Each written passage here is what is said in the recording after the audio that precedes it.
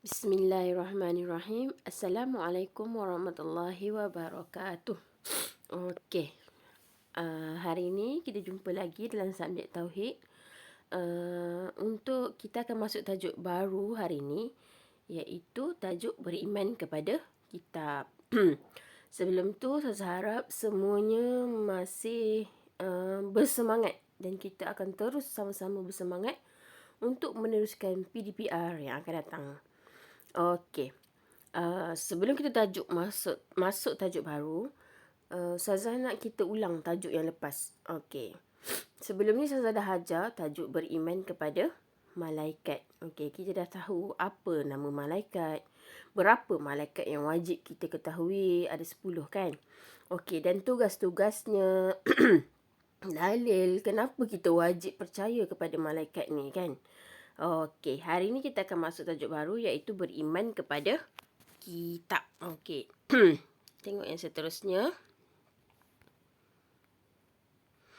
Okey. Kita tengok. Kamu boleh buka buka buku teks untuk rujukan. Okey. Tengok Hari ni kita akan tahu pengertian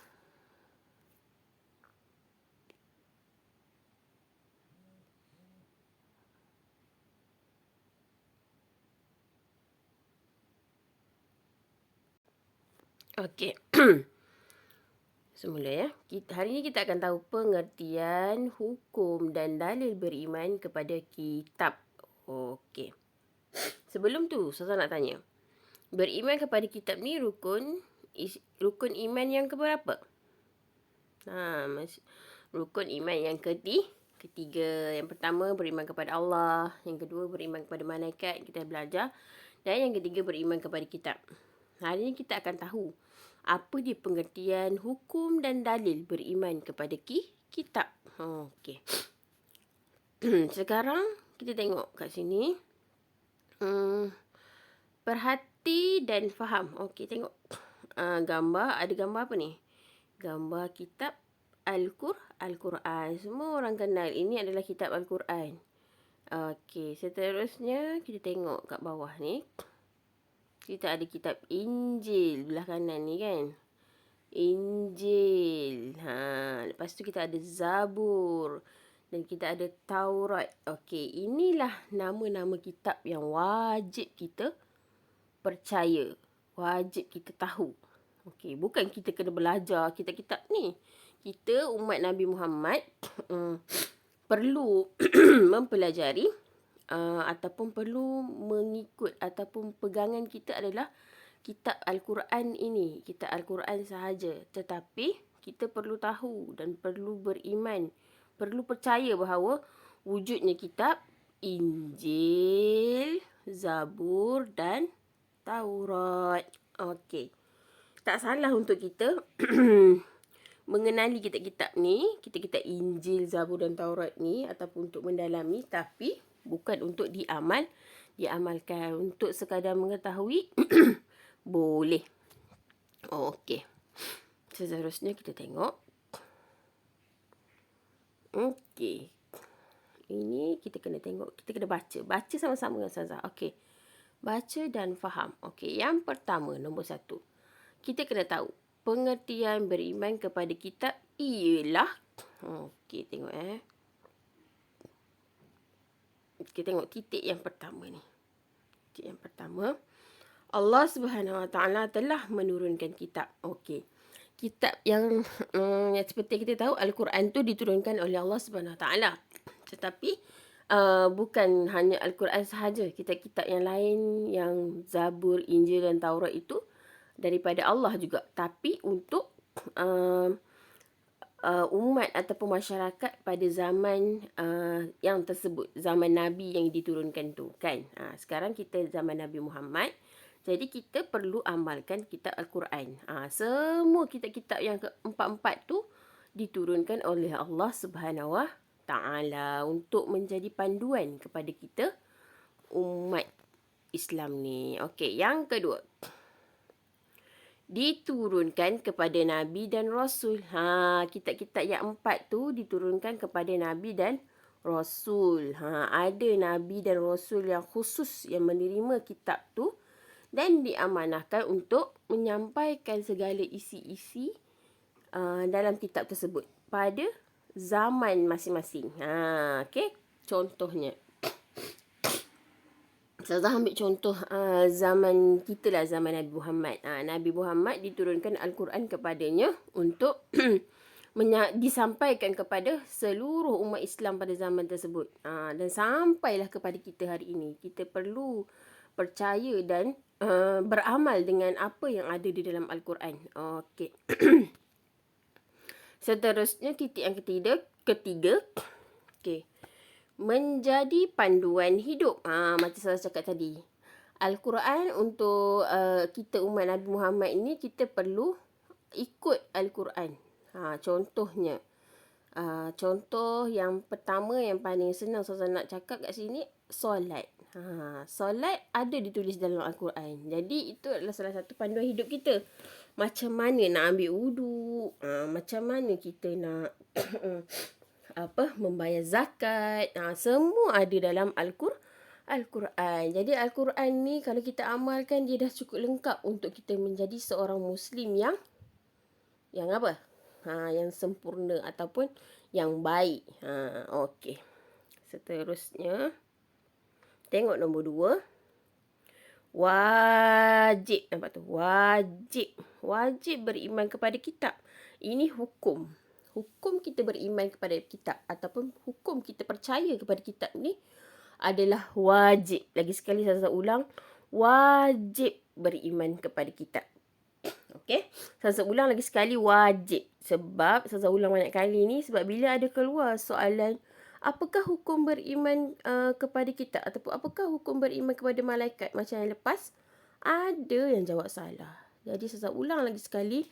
Senang je. Kalau kita ada soalan tanya, apakah hukum? Hukum beriman kepada kitab, hukum beriman kepada malaikat, hukum beriman kepada hari kiamat. Semuanya wajib. Kita umat Islam wajib beriman ataupun percaya kepada rukun iman yang 66 ni.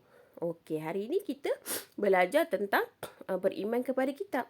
Okey, jadi wajib kita beriman kepada kitab ataupun percaya kepada kitab-kitab ni. Okey. Yang pertama, titik yang pertama, tengok ya. Okey. Wajib beriman kepada semua kitab yang diturunkan. Macam saya cakap tadi. Kita wajib percaya bahawa 4 kitab ni yang Allah yang turunkan. Kita kena percaya bahawa kitab-kitab ni ada. Tetapi kita perlu mengamalkan kitab Al-Quran. Sebab kita ni dah ke zaman Nabi Muhammad. Okey. Yang umat-umat Nabi sebelumnya, dia beriman kepada kitab-kitab yang sebelumnya. Zabur, Taurat dan Injil tu. Okey. Seterusnya, tengok titik yang kedua. Titik yang kedua ni dia kata wajib mengamalkan isi kandungan Al-Quran dengan ikhlas. Saya cakap tadi kan. Kita umat Nabi Muhammad ni kena mengamalkan ataupun percaya ataupun Al-Quran itu menjadi panduan kepada hidup kita umat Nabi Muhammad ni. Kita wajib mengamalkan dengan ikhlas. Contoh, menutup aurat. Kalau sebelum ni kita belum menutup aurat. Okey, menutup aurat pun ada dalam Al-Quran, disuruh dalam surah An-Nisa. Okey. Kalau sebelum ni kita tak tutup aurat, tetapi kita dipaksa untuk menutup aurat, tak apa, buat je dulu. Kita dipaksa mula-mula, tapi lama-lama kita akan jadi ikhlas. Dengan menutup aurat, kita akan rasa diri kita selamat.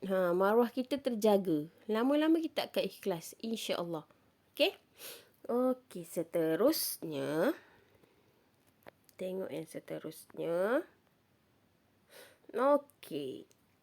Ini adalah dalil. Okey, apa dia dalil? Suka saya ingatkan lagi sekali, dalil ini adalah maksudnya bukti. Bukti daripada bukti menunjukkan bahawa kita ni wajib beriman ataupun percaya kepada kitab-kitab ni. Okey. Yang kat sini ada dalil nakli. Apa dia dalil nakli? Dalil nakli adalah bukti daripada Al-Quran. Suka saya ulang banyak-banyak kali supaya kamu ingat. Dalil nakli ni apa maksudnya? Dalil nakli ni adalah maksudnya bukti daripada Al-Quran. Okey, seterusnya kita tengok firman Allah Subhanahu Wa Taala. Okey, saya baca ya.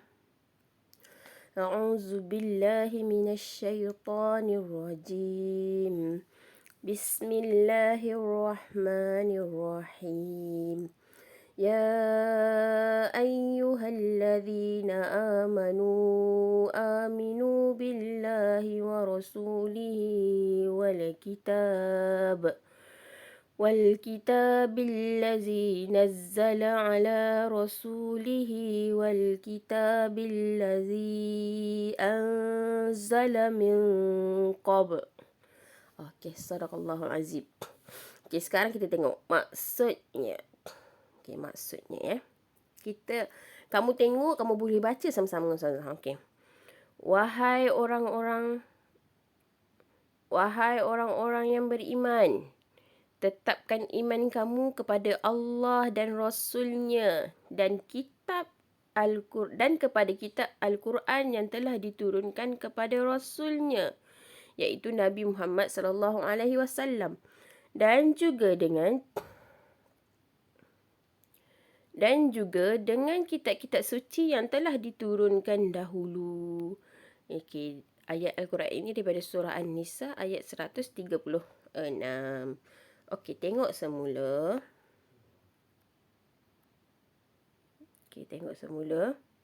Maksud dia kata, wahai orang-orang yang beriman. Okey, wahai orang-orang yang beriman. Maksudnya kita lah, orang-orang yang beriman ni. Orang-orang Islam. Dia kata, tetapkan iman kamu. Maksudnya apa tu? Tetapkan, teguhkan hati kamu. Yakin, percaya bahawa percaya kepada Allah. Yang pertama kepada Allah, yang kedua kepada Rasul-Nya, dan yang ketiga kepada kitab Al-Quran. Okey, kitab Al-Quran ni yang telah diturunkan kepada Rasul-Nya, iaitu Nabi Muhammad SAW, dan juga kepada kitab-kitab suci yang telah diturunkan yang dahulu. Maksudnya apa? Macam saya cakap tadi, kita umat Nabi Muhammad ni perlu percaya kepada kitab Al-Quran dan perlu mengamalkan apa yang ada di dalam Al-Quran. Dan kitab-kitab yang lain tu, kita perlu percaya juga. Zabur, Injil dan Taurat tu kita perlu percaya bahawa wujudnya kitab-kitab tersebut. Tetapi kita tidak diwajibkan mengamalkan apa yang berada di dalam kitab-kitab tersebut. Kita wajib percaya. Kita tak salah kita untuk cari kitab-kitab itu untuk tahu apa terisi dalam apa isi kandungan dalam kitab-kitab tersebut. Tapi kita hanya mengamalkan kitab Al-Quran. Okey, kita perlu percaya wujudnya empat-empat kitab ni. Dia turunkan daripada Allah. Okey, seterusnya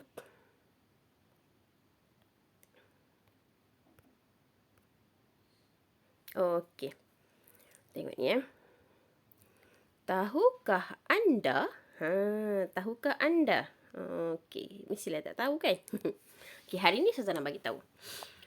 Kitab-kitab yang diturunkan ialah, okey, ada 4 macam kita cakap tadi. Yang nombor 1 ialah Al-Quran.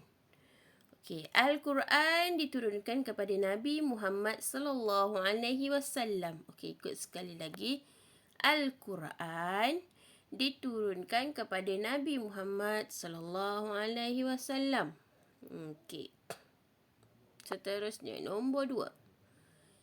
Injil. Okey. Injil diturunkan kepada Nabi Isa alaihi salam. Lagi sekali, Injil diturunkan kepada Nabi Isa alaihi salam. Okey. Yang ketiga, Zabur. Okey, Zabur diturunkan kepada Nabi Daud alaihi salam. Yang ketiga, Zabur. Zabur diturunkan kepada Nabi Daud alaihi salam. Yang keempat adalah kitab Taurat. Okey. Taurat diturunkan kepada Nabi Musa alaihi salam. Inilah dia empat nabi yang menerima kitab pada zaman masing-masing. Okey. Yang keempat tadi kita ulang lagi sekali. Taurat diturunkan kepada Nabi Musa alaihi salam. Okey, boleh ingat Hari ni kita tahu dan baca je dulu, sebut.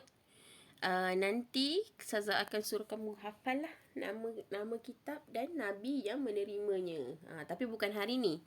Hari ni kita hanya tahu dan sebut dulu. Okey, seterusnya.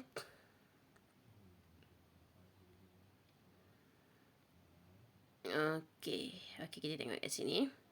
Seterusnya. Okey, amalkan. Amalkan.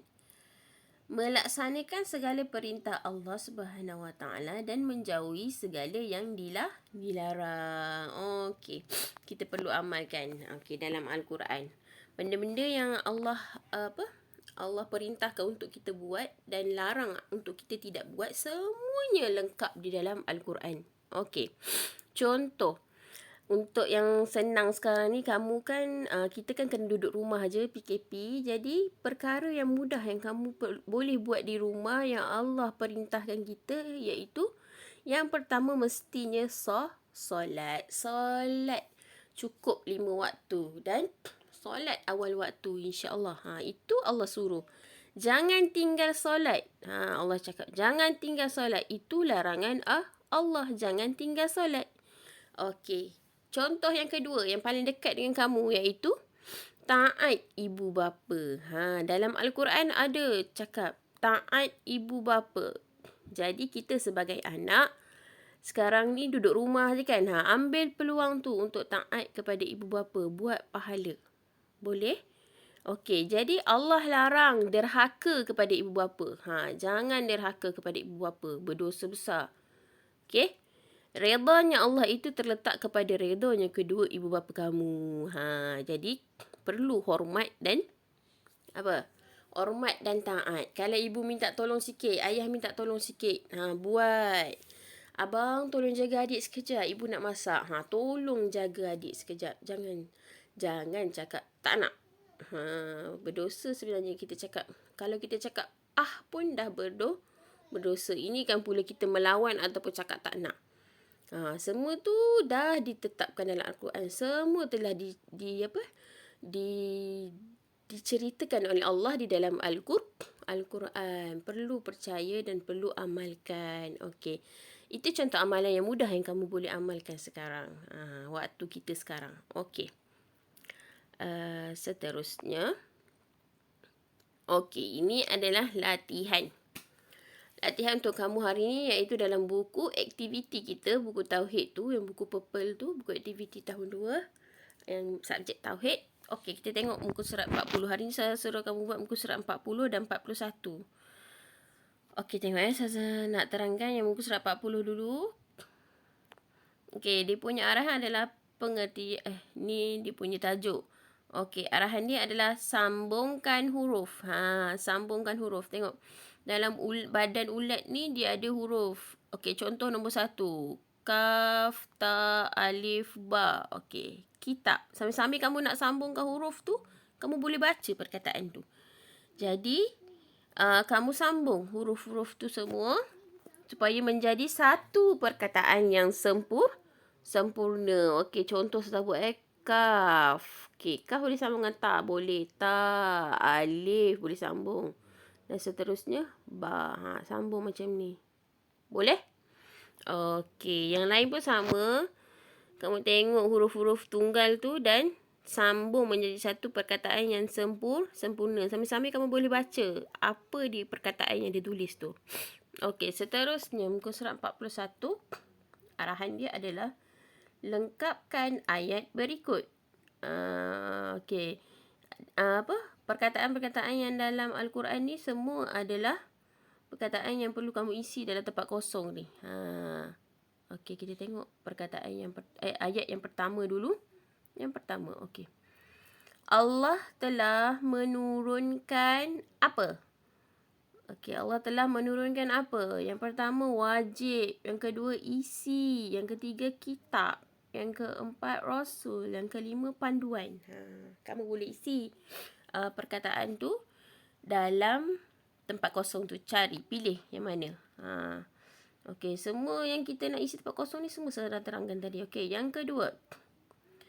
Kitab diturunkan kepada Nabi dan tadi saya sebut dah kan. Kitab diturunkan kepada Nabi dan apa? Dan wajib ke, dan isi ke, dan kitab ke, dan rasul ke, dan panduan. Okey, yang seterusnya. Hukum beriman dengan kitab adalah, ni saya dah ulang banyak kali. Hukum beriman kepada kitab adalah wajib ke, isi ke, kitab ke, rasul ke, panduan. Okey, yang keempat. Kita wajib mengamalkan apa kandungan Al-Quran.